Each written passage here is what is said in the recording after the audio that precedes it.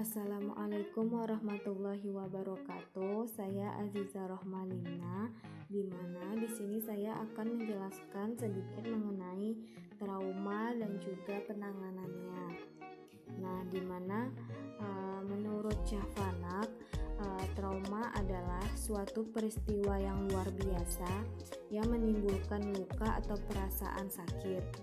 Trauma adalah suatu luka atau perasaan sakit berat akibat suatu kejadian luar biasa yang menimpa seseorang, yang dimana di sini baik secara langsung maupun secara tidak langsung, baik fisik maupun psikologis atau kombinasi dari keduanya.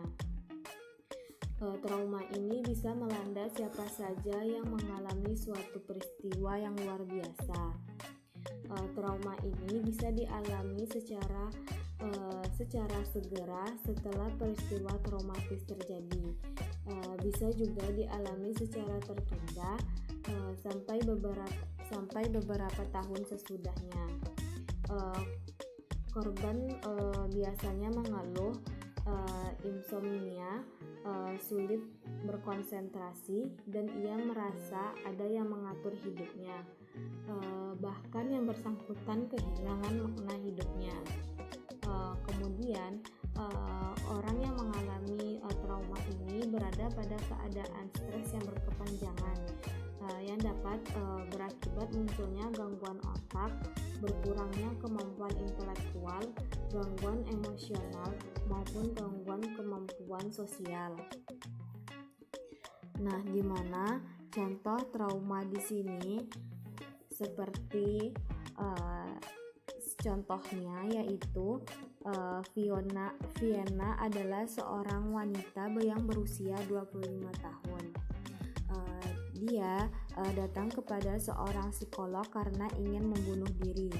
Saat berusia 10 tahun, ia mengalami suatu peristiwa perkosaan yang dilakukan oleh kakak kandungnya. Itu adalah rahasia yang disimpannya sendiri selama bertahun-tahun.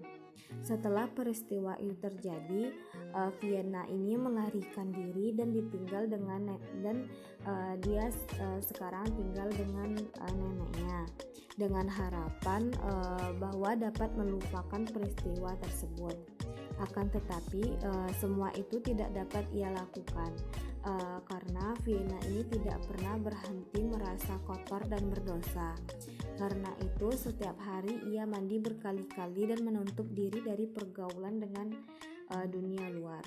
Setiap kali ada laki-laki yang datang yang bertemu ke rumah neneknya, ia akan membuatnya histeris dan menangis semalaman. Nah, itu jadi contoh dari trauma tersebut. Kemudian kita masuk kepada penanganan trauma. Nah, di sini penanganan trauma dapat berupa bisa dilakukan dengan melakukan kognitif terapi.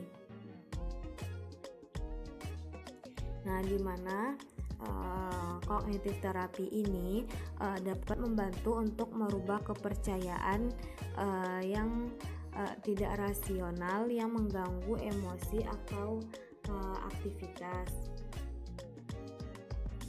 Tujuan kognitif terapi ini adalah untuk mengidentifikasi pikiran-pikiran yang tidak rasional, mengumpulkan bukti bahwa pikiran tersebut tidak rasional untuk melawan pikiran tersebut, yang kemudian mengadopsikan pikiran yang lebih realistis untuk membantu mencapai emosi yang lebih seimbang.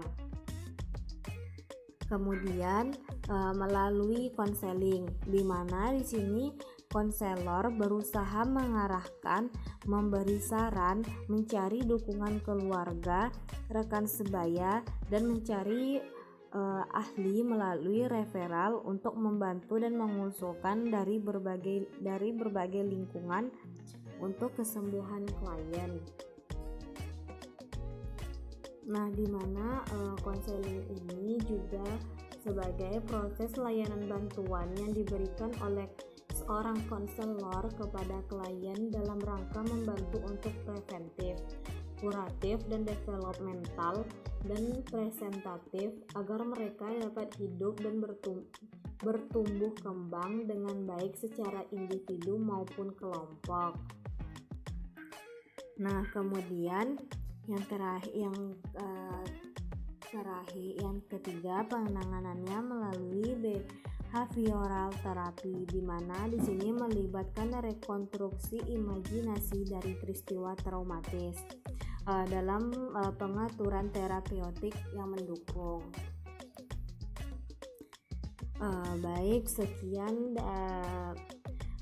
dari saya, terlebih dan terkurang saya mohon maaf.